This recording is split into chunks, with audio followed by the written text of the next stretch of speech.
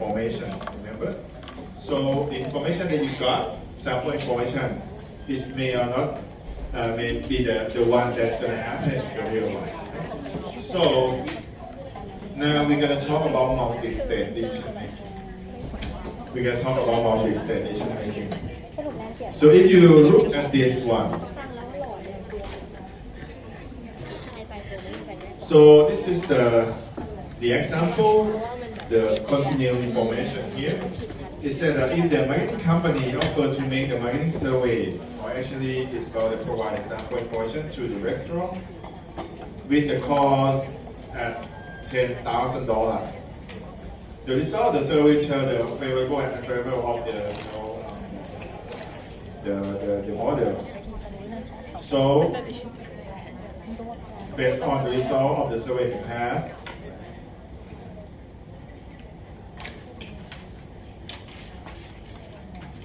the conditional probability can be shown as follows. So I would like to change this a little bit. It's not maybe it's the restaurant. Right, just like that, you try to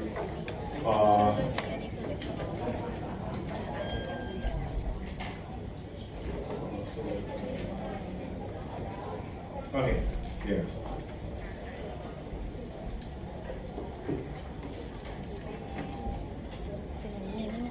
Okay, you can feel for sure what is this, what is conditional probability, what is the favorable and unfavorable result, and so on. Okay, so here's the things, right?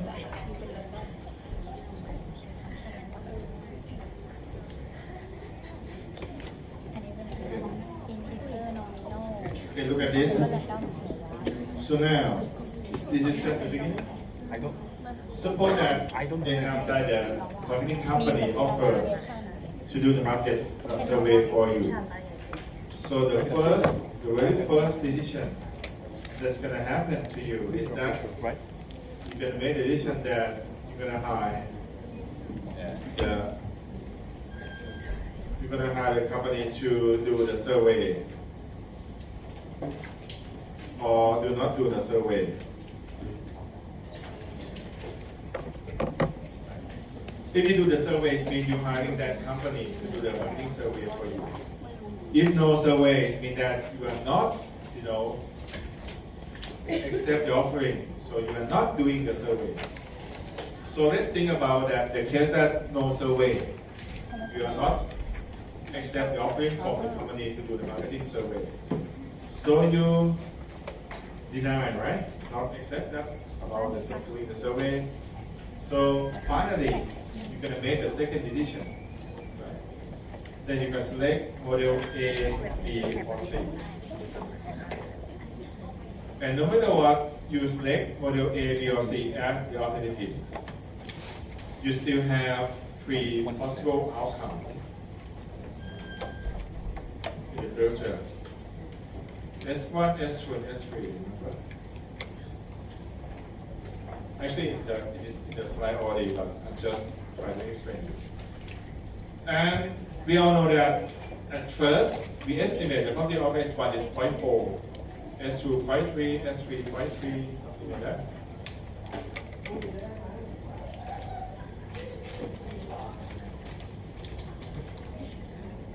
Okay.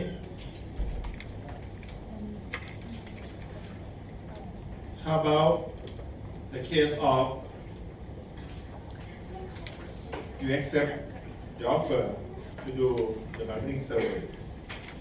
Once you let them do the marketing survey, so let's think what happened next. They're gonna do the survey, right? And they're gonna provide a report for you, right? Provide information for you. Okay, after the survey, what happened, right? So what kind of the circumstance in the future that's going to happen. The restaurants are getting very favorite from the customer or not or something. So when you do the survey, you're going to have two possible outcomes, right? The outcome show that, okay, show all the positive result or negative result for you. So positive result, you can use the word favorable result as well. So the targeting things mean that it show that okay, the things that you can do is the customer will very like, and unfavorable results in the negative results, so the same. So I prefer to use the word positive and negative. Okay, so that's very easy to explain to you. Just like you let them to do like doing the survey, doing the research, and they tell you about the report. Reports. When you read the report, you can say that okay, positive or negative to you, something like that. So you're gonna have positive or negative result for the outcome. And no matter what that the report show you what are positive things or negative things. Finally, you can make the second decision, right? Select A, B, or C. And each alternative, you still have what? S1, S2, and S3, right? Something like that. So, do you think that the property that we're going to fill in for all the branch that come from doing the marketing survey is going to equal to 0.4, 0.3, 0.3, or not? This is equal to 0.4, 0.3, 0.3, you think? For the property? No. No way. Why? Because difference. In this case, you have no information at all. So you estimate that S1, S2, S3 is going to happen with the probability 0.4, 0.3, 0.3. But in that case, the top one, the one that I'm doing circle, you have information from the marketing survey, right? So when you have additional information, the probability that you're going to expect for S1, S2, S3 is going to happen is going to change for sure. Just like in our case, before you take this class, let's say, you expect to get in A, okay, 50%, B plus 30%, B 20%, no way getting below B, let's say. But when you talk with, your senior, your friend who took the class before, and you know that, okay, A a lot. So for sure, you expect A more than 50%, because you heard about historical information, historical data. Just like the same thing. Right? When you get the additional information from marketing survey, no matter what is positive or negative information, the probability that you can expect for S1, S2, S3 is going to change, right? And we're going to find that the probability that change and be the one that we're going to fill in for each outcome under the case that we're going to do the marketing survey. This probability we call device probability, or you can call posterior probability, same. We're gonna find it. But the probability that you estimate since the first time, 0.4, 0.3, 0.3, actually in the level is come from your expert person in your company, like your CEO. This probability 0.4, 0.3, 0.3, actually we call prior probability. Okay? We're going to find device, and the one that we know since the first time that we do this one, in estimates the first time, 0.4, 0.3 is called prior. When you know device, you're going to find it. I will show you how. You're going to estimate the probability that the result is going to be positive or negative. And then you can analyze the whole decision tree. Okay? So now I want you to know that we're going to analyze to find the device probability. Okay, in order to fill in that property into the diagram, and then you can find the property of positive and negative result based on the right probability, and then we can do analyze the whole decision tree diagram. And here are the things. I'm saying that we're gonna find the right? We're gonna find the right probability. So in order to find the right probability, this is the one that we want. You're gonna use the formula of Bay. Okay? We're going to find the right probability, you're going to use the formula of Bay. And in order to use the formula of Bay, you require two input. The first one is prior probability. This one, right? Remember? This one.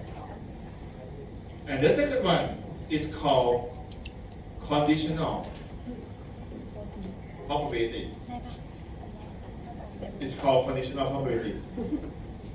Okay, for conditional probability, in order to make you feel good, in the exam, I will provide for you. Okay? Conditional, I will provide for you. But in the real world, conditional property is what? It's about the property that is very subjective from the user. The property that you have the confidence and you believe, right, the information that you got that gonna happen or not happen. For example, let's say that you're hiring like a consulting company to analyze the economic condition. The consulting company said, okay, in the 6 month, the economic condition is going up. Do you believe how many percent that's going to going up as consulting said? Or how many percent that you believe that it's going to going down, not going up? How many percent that you can believe that it's going to going up, the same as the consulting company said? Okay, it's just like you believe, right? You're confident to that information, right? That the companies that do marketing survey or the consulting company analyze for you. You believe the result, how many percent, right? So that's why it's very subjective. And it depends on the past statistical data. Just like the polling company that I said before, we have a bit. We have, so this is poll, we have ABAC poll, we have Krungthep poll, right? Bangkok poll, to do a poll for the election. If in the past, 3 or 4 times before then this, we have the result from ABAC poll, show the best result. So now let's say that we have the next election and the ABAC poll tell you about the result of during the election, so maybe we believe more than others. Because in the past it's have a good performance. Same, right? If the marketing survey, what they analyze in the past, and you see that okay, it show a lot of performance that varies precisely predicts about the real things. So maybe you have the more percentage to believe that result. So the probability that you believe is gonna follow as they said, maybe going up. But anyway, conditional probability I will tell you, but in the real world it's depends on you. Like how many percent that you believe on that result, it's gonna be. So when you have when you have conditional, you fill in the Bayes theorem, right? Bayes formula, you're gonna have the right probability. Okay, this is the one that I said. When you have device, you fill in this decision tree diagram. You can estimate the probability that the result of the survey can be positive or negative, and then you can do analyze the whole. Next one, before we go further, this is just like the background knowledge. So you might see this term first. It's called probability of event A given event B. Right? Or maybe we can say probability of A given B. Okay? So the concept is that the one that be the event that control the whole thing is the second one. So no matter what, you have how many, the first event. But if you have event A, where we can have A1, A2, A3, or whatsoever, and you have it happen under the same event B, the total probability will be equal to 1. For example, you have probability of A1 given B equal to 0.3, A2 given B equal to 0.3. Okay? So if I ask you probability of A3 given B is equal to what?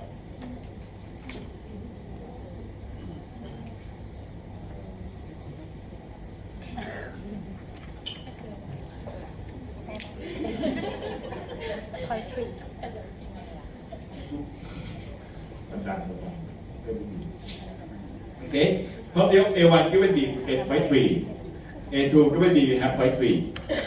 So if I you have about A3 given B, what is it? It should be 0.4, right? Because the total probability that come from the same event B will be equal to 1. Okay? This is the first information for you. Because probability of event A given event B. The second one is the one that controls the whole thing. Right? If you have the same event B, total probability need to be equal to 1. And based on this information, the conditional probability,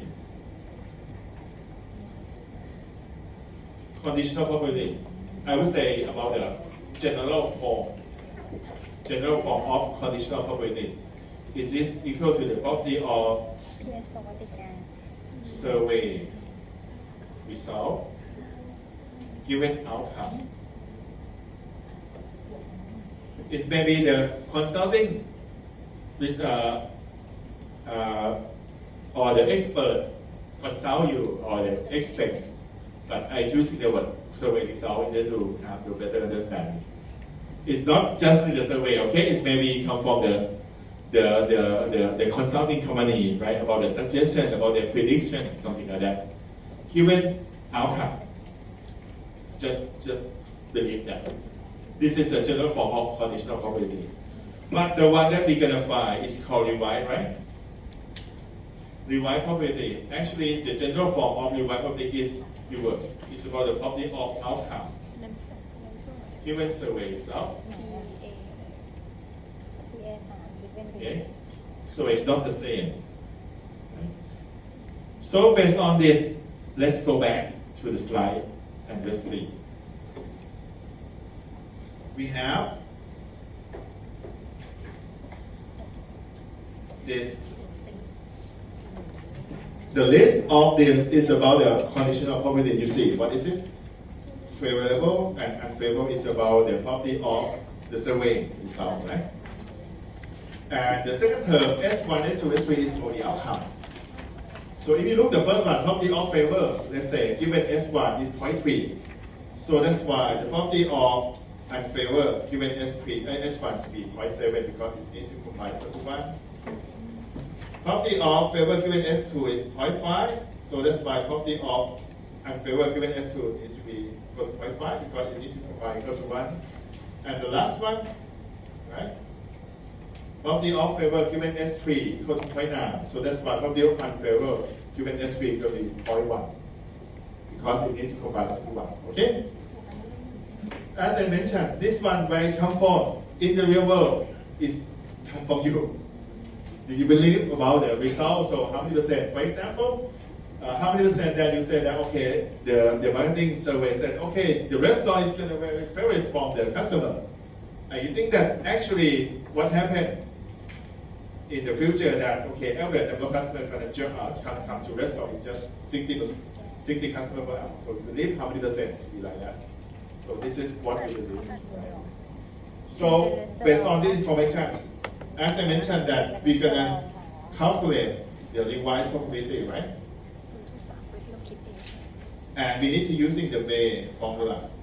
สมมติ Tomorrow we're gonna do the example by using the ตัว formula. นี้มันตัวนี้ Actually, using the formula is faster and easier, but you need the, like the foundation form today. So today we will estimate the one probability not using the formula directly, but we're gonna develop the table, and based on the table that we have developed, we're gonna use the result from the table to be the revised probability. So that's why from this.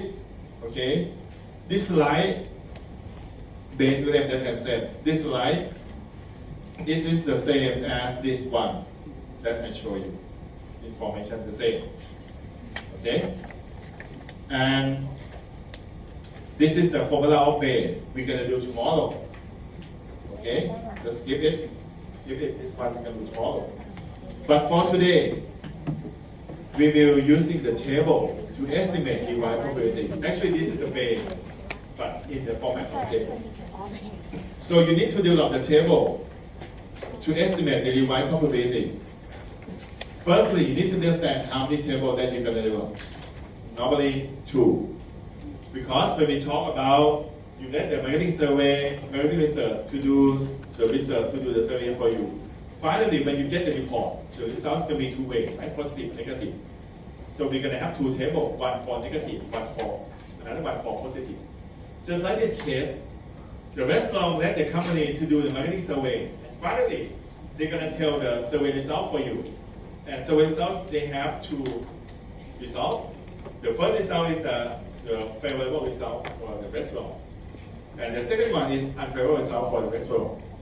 So let's talk about the favorable result, or maybe we can say positive result. We're going to develop the table. You just see the table is just like a grid line. You have 5 columns. The first column is outcome. And you see the second column is about conditional property, right? And remember I said general form of conditional property is about property of survey result given outcome, right? This table is for favorable result, so that's why general form for this table is going to be property of favorable result given outcome. The third column is going to be the payoff probability. The fourth column is joint probability. I will explain you later in the next few minutes. And the last column, divide probability, this is the one that we want to find the value. General form is property of outcome given survey result. So that's why this is a table for favorable result. So that's why it's going to be the property of outcome given favorable result. And then we start to fill in. Outcome, we have just 3 outcomes, right? S1, S2, S3. So you fill in S1, S2, S3. How about the continual probability? This one actually is about the property of survey result, favorable result, right? Given S1 by 3. Right? Let's come from this slide. Right? By 3. How about this one? Point 5 is property of favorable result given S2. And point 9, property of favorable result given S3. You can see the second term or second element is different. This is S3, this is S2, this is S1. Different, right? So that's why it's not combined 2 to 1. It's different, right? And what happened is you can treat it based on if in our class problem tell you, but in the world you estimate. Right? So we have this payoff property that we estimate since the first time. We have 0.4, 0.3, 0.3, remember? Joint probability actually is equal to using the conditional probability multiplied with payoff probability. So 0.12 here is come from 0.3 multiplied with 0.4, we have 0.12. 0.15 is come from 0.5 multiplied with 0.3, you have 0.15.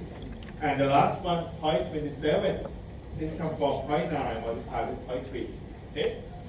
And when you have joint probability 0.12, 0.15, 0.27, if you sum up all the joint probability, in this case, 0.12 plus 0.15 plus 0.27, you have 0.54, right?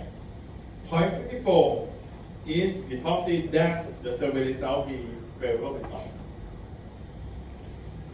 Right? So is this the one?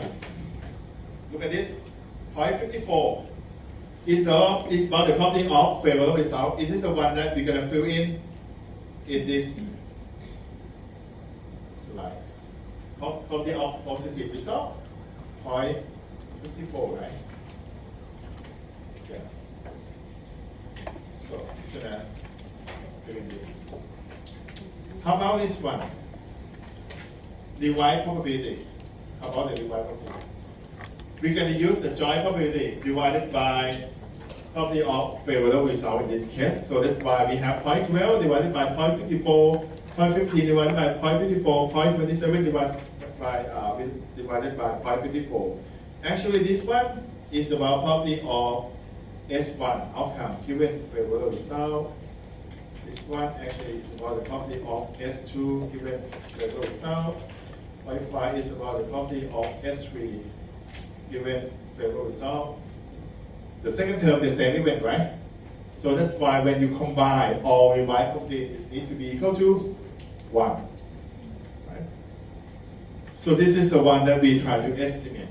This is the result for the case that the company who are doing the marketing survey for you tell you that, okay, the favorable result for the restaurant. The restaurant is going to getting, have the customer a lot come to your restaurant, right? Something like that. And this is the first table, right? We're going to do the same thing for the second table. And for the second table, is it the case that the result from the survey tell you that it's negative or unfavorable result for the restaurant? We develop the same table. Outcome S1, S2, S3 the same.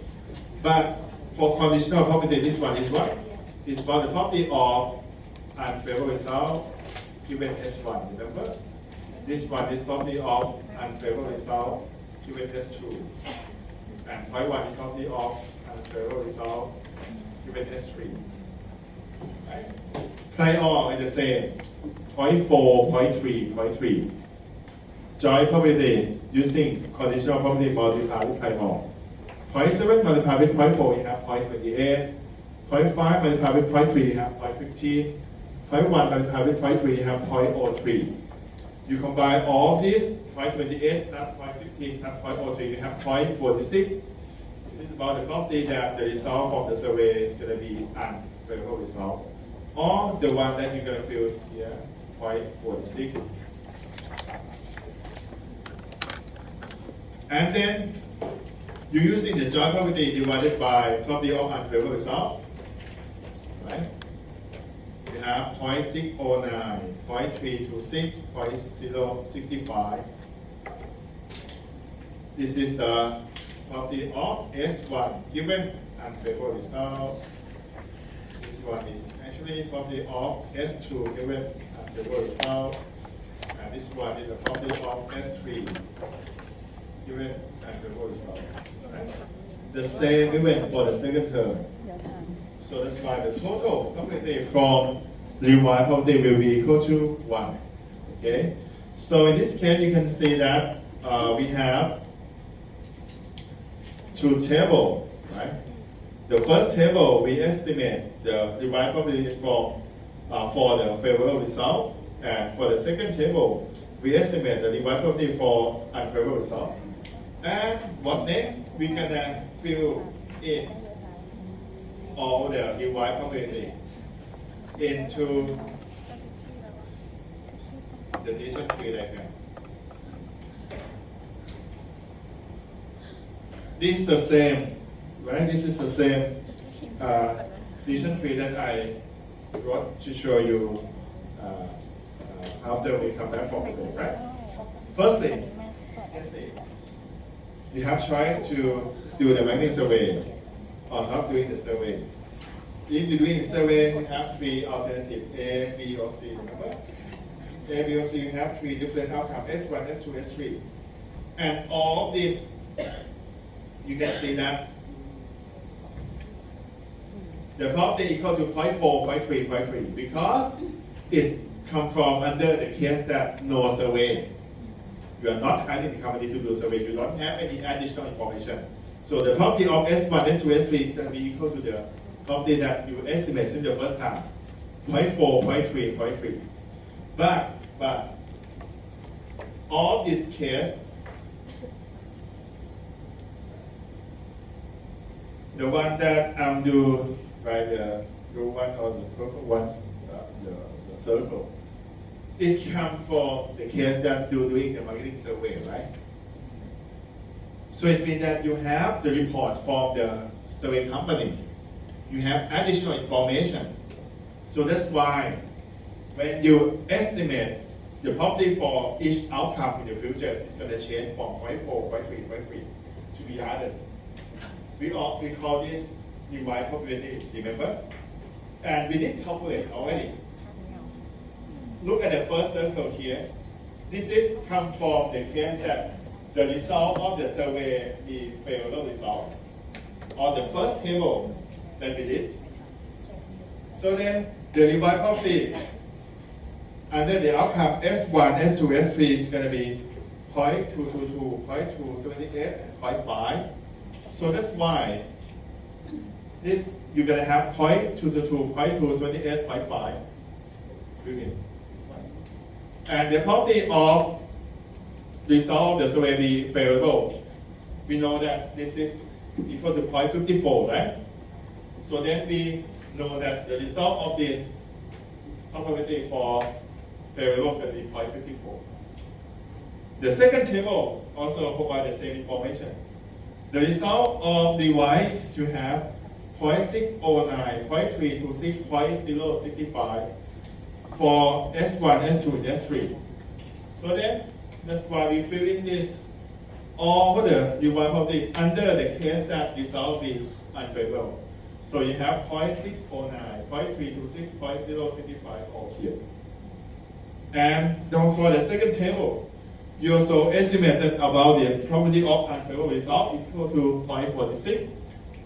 So you fill in this one, 0.46. Okay?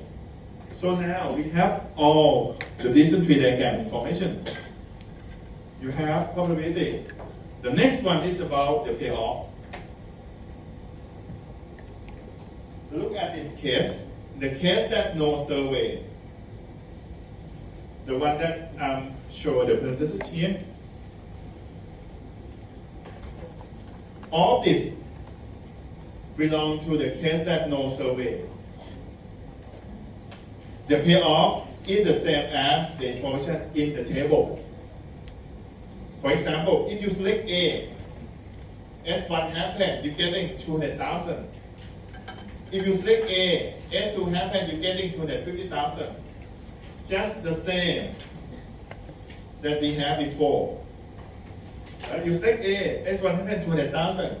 You select A, S1 happen, you have 250,000, something like that. The same information. Right? Just simple one. But the case that I'm sure for the red one, this is all result of the payoff that's come from your decision that you're gonna let the company to do a marketing survey for you. So you hire that company, you're gonna pay for the cost. The company said it charged you $10,000. So that's why when you fill in the decision tree diagram, all the cases that come from doing the market survey, you need to deduct $10,000. For example, you select A, S1 happen, it changed from 200,000 to be 190,000. If you select A, S2 happen, it changed from 250 to be 240,000. All this, okay? Because you need to deduct the cost that you pay for the company to do the survey for you. After that, we get all the information in this decision tree diagram. And what we're going to do next, we just analyze, right? Remember, decision tree diagram, we analyze backward. From the right hand side back to the left hand side. So in this case, from right hand side, after we fill in all information, okay, we go to the left hand side, refresh the outcome node. Every time that we refresh the outcome node, we just calculate EMV for that node. For example, if you look at outcome node 5, this one, the outcome node 5, we calculate EMV for this outcome node, right? We're just using probability 0.609 multiplied with 190,000 plus 0.326 multiplied with 240,000 plus 0.065 multiplied with 290,000. You have 212,800. Or you calculate for outcome node 6, just this one. You're using 0.609 multiplied with 107,000 plus 0.326 multiplied with 210,000 plus 0.065 multiplied with 210,000. You have the result to be 192,140. You do all of them, okay? And then you move to the left-hand side, you face the decision node. Again, when you face decision node, no calculation, just select. We select the alternative that provide the highest payoff, remember? Highest EMV. For example, this decision node, comparing among A, B, and C, highest EMVs belong to A. So then we cut B and C. We don't want A, B, and C. This decision node, highest EMV belong to C. So you cut off A and B, you select C. For this one, again, highest EMVs belong to A, so you cut off B and C, you select A. And then you go to the left-hand side, finally you face the first outcome node, right? You need to calculate the EMV for this node. The EMV for this node is come from EMV from the case that you select under the favorable result, in this case you select A, right? 253,900 multiply with 0.54 plus the case that unfavorable result, you select C. Using EMV from C, 220,420 multiply with 0.46. You have the result of EMV for this node equal to 238,000 something, right? And then you move to the left hand side, you face the first decision node. Then you need to select to do the survey or not doing the survey by compare EMV for these two cases. The first case, EMV you just calculated, you have 238,000 something. But the second case, the case that you are not hiring the company to do the survey for you, EMVs come from A, 245,000, อันนี้เขาเลือก right? ผิดอ่ะ This one is higher than this one, right? So you select the case that no survey. So you cut off the case that you're going to hire the company to do marketing survey for you. So finally, the result of this decision tree exam is that the restaurant should reject the offering to do the marketing survey. And then they choose to select model A. They can expect the payoff equal to $245,000. Okay, this is the result. The restaurant should reject the offering to do the marketing survey, right? And they choose to select model A, and they can expect the payoff equal to $245,000. Okay. The next one, support that the EMV that you calculate for this node is equal to 300,000, let's say. Support that you calculate EMV for this node is equal to 300,000. It's more than this one, right? So then you can select this one, not this one. So here's the answer. You can say that, okay, the restaurant should accept the offering to do the marketing survey. And if the result from the survey is the favorable result or positive result, they choose select model A. But if the result of the survey is negative result, they choose select model C. So every time that you answer based on the decision node, okay? And I just show you that in the case that you select this one, you face outcome. You need to say that, okay, if this case, what you gonna selection? If this case, what is your selection? Something like that. We finish. Okay. Yeah, we done. Not yet. Lastly, go back to this. We talk about doing a survey, right? I said that doing a marketing survey is the sample information, right? If you want to estimate the sample information value, how can we do that? We're using what we call EVSI. Expected value of sample information. And just real quick, look at the formula. It says that EVSI, remember? Now we try to estimate the value of sample information. For our example, it means we try to estimate the value of the market survey information. Look at the formula. It says that EVSI equal to the EMV of the base decision with sample information, assuming no cost, minus the EMV of the base decision without any information.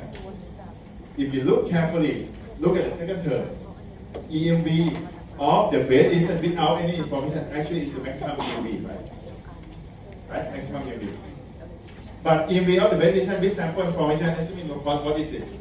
If you look at this, go back to this one.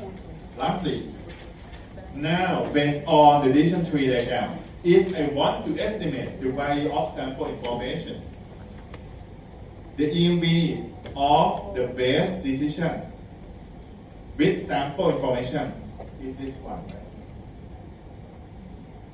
Because in the case that you have sample information, this is the best EMV that you have, 238,499.2.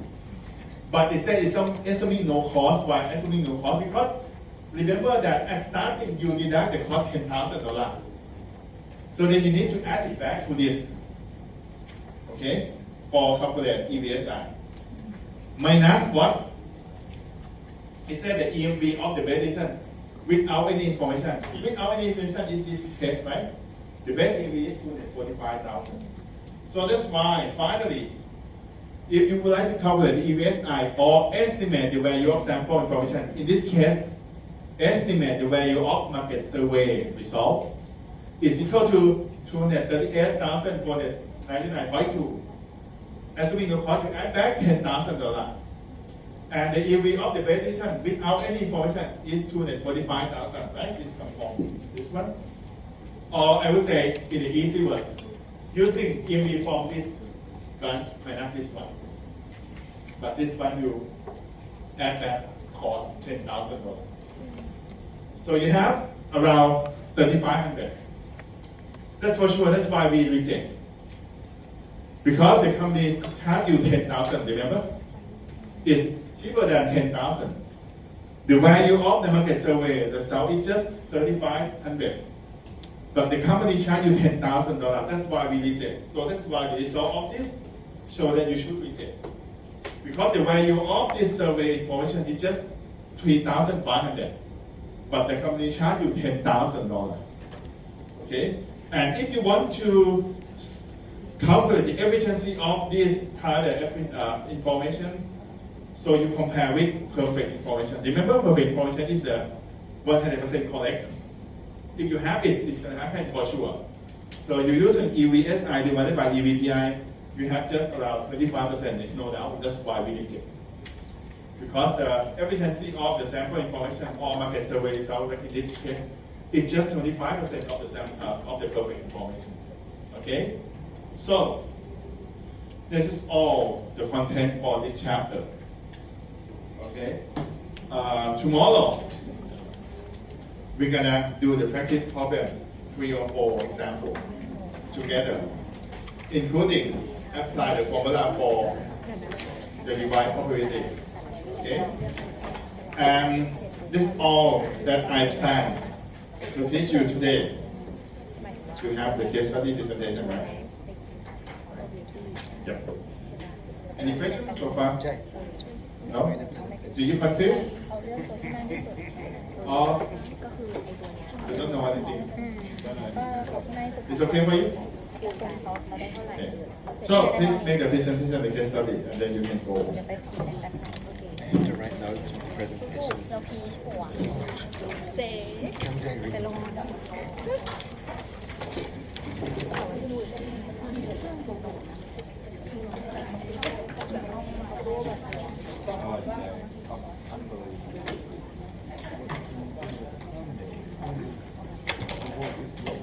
Yeah, the word doesn't make sense. With this class we have finance. They have the up-to-date case study from 2004. I was in grade 10. Still in high school from this case study. At the moment, we are playing games every day. I'm honestly playing StarCraft in 2004. StarCraft 1, by the way. I used to play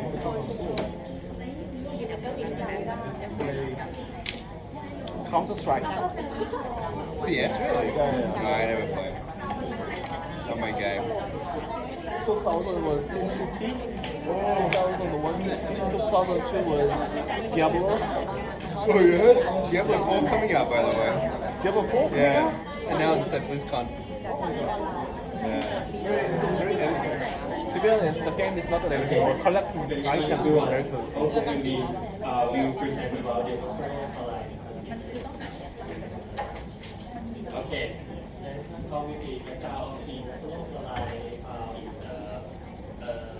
like the rate of the 19th century and they provide soda ash with the outsiders, and then after they operate for like 30 years, they was found in natural soda ash and was the direct competitive. So Buffalo Collide need to maintain the high capability of production to fight with the natural source that can provide with the lower cost. So, okay, the plan of the alkaline of the low alkaline plastic was in the New York. Production cost is higher than the but this plant close to the market, so they can have the advantage from the freight cost, while competitor has discovery in the Wyoming, the product cost is lower, but the freight cost may be offset with the production cost lower than the buffalo. Okay, the consignor in Buffalo plant we have 32 consignor available in New York, and each consignor has a capacity of 100 tons of soda daily, and 32 consignor must be available for certain maximum. The problem is after the 10-year record, we found that the maximum monthly shelf value is the seven consignor per month, and 180 consignor shell was retained in the past 10 years. And in average, in normal process is 3 weeks, so that is 15 working days with a standard deviation of 3 days, and the accelerated repair with the crane is 10 working days with the standard deviation of 2 days. The expedite repair, of course, if we decide to rent the crane, the cost will be 1,500 per crane per day, but the minimum of the rent is will be 12,000 per lease per crane, and the profit overhead contribute of the soda ash per ton is $12. So that means if we cannot repair the consignor per 1 day, we will lose about $1,200 per day. So we got the next. The question is, as the maintenance manager, we have to develop the plan to action with the installation of the consignor that failed per month to make it restore to be in the productive in as fast as we can with the lower cost that we can. So that the variable is the opportunity cost that we have to conserve. So this is the repair day multiplied by 100. That is the capability, and multiplied by 12 is the profit per so that as per. And then the rental cost is at least 12,000, and the rental daily, if the vessel of repair is go beyond the expectation, is 1,500. So my list earlier probability that we have from the question is that there is 20% of zero failure per month, and then to the six or less. This is the cumulative probability that we show. Yeah. Our assessor is And then this is the cumulative of probability of normal repair with the accelerated repair. in business. So you will They see are very that amateur. 6 days or less in the normal repair is 0.05.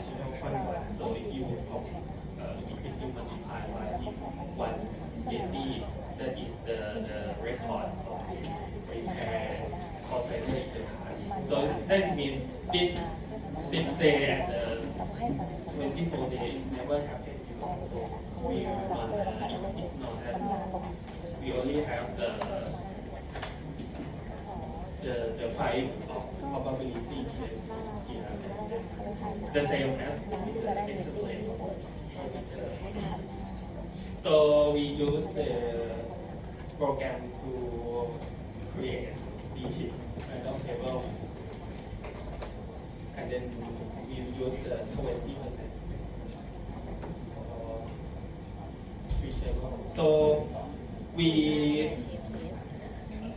try to use the Monte Carlo with the three solution for the repair. So the first solution is every failure shell will be repaired by the normal procedure. So the total cost will be opportunity cost multiplied by the opportunity. So that is the repair day multiplied 100 and multiplied 12. And the second solution is for every failure we will need accelerate repair procedure.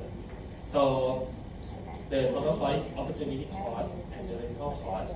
Rental cost will be repair day multiplied by 1,500.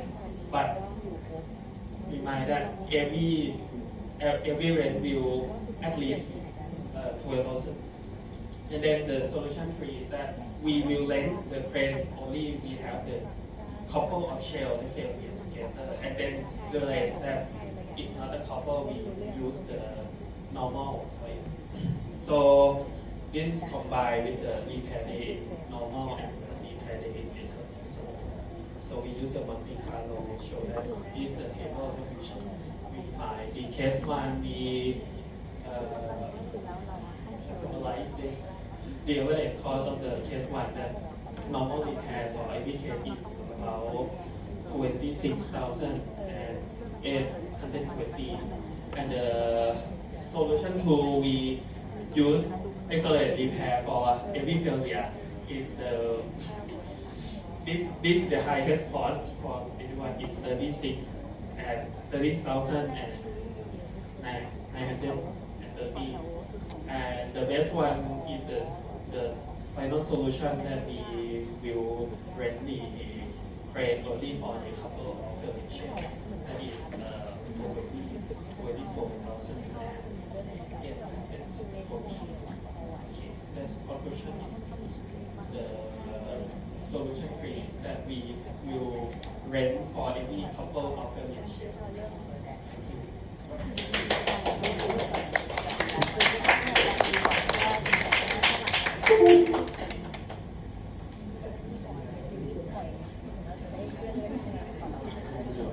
So you upload the slide. Cut. Sorry.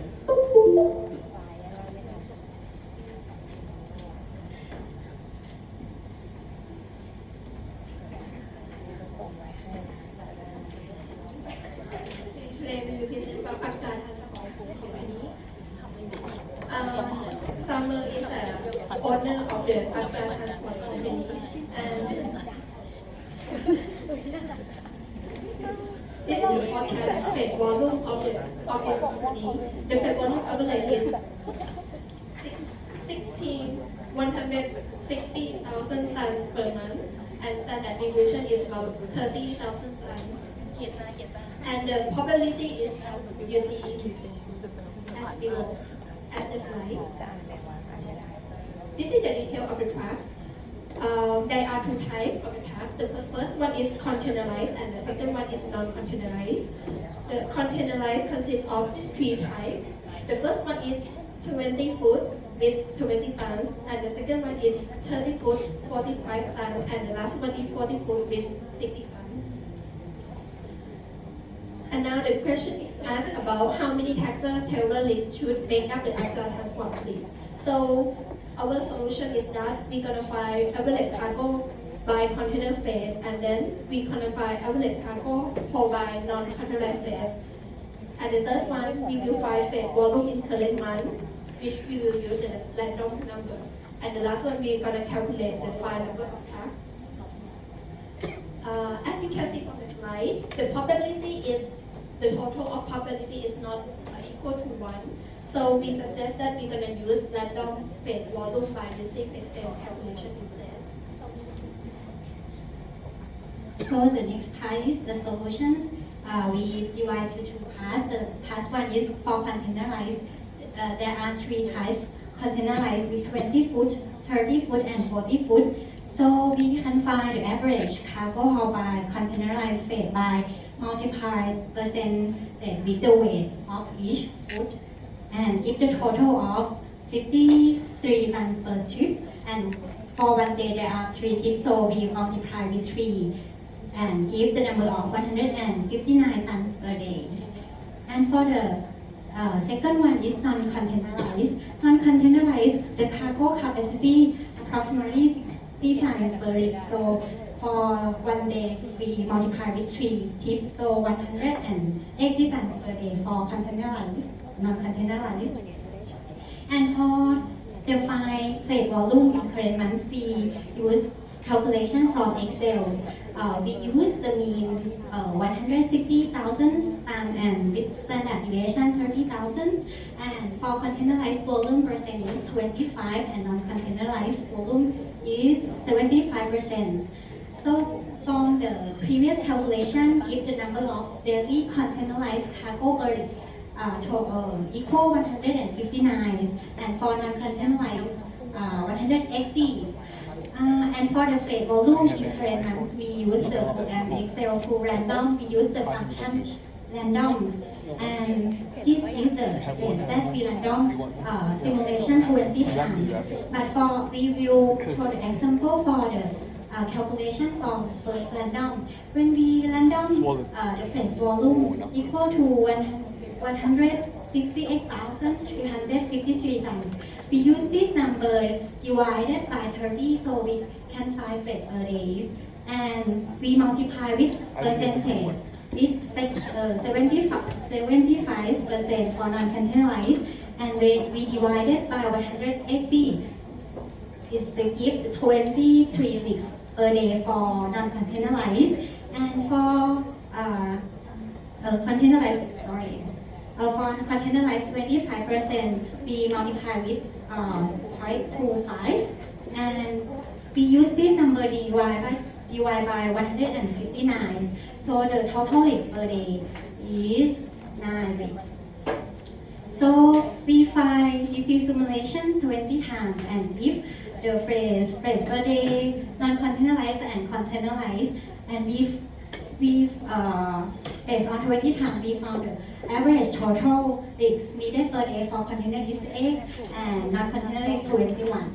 This is the answer.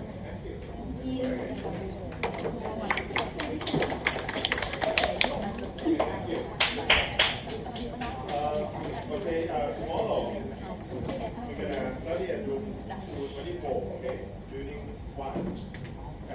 During the break, your friends come to ask me about a project. Project is the same as the previous course, but my suggestion is that you probably use just the knowledge from the first 3 chapters, doing simulation and this analysis. Okay. So you can combine or you can choose just 1 chapter to do the project. Okay. And for next week, we have the guest speaker, so please come early. Okay. So I'm going to introduce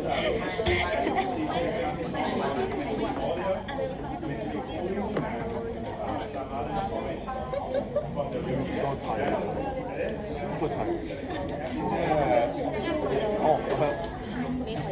Okay, thank you for your attention. See you tomorrow. Korean manufacturers in Canada.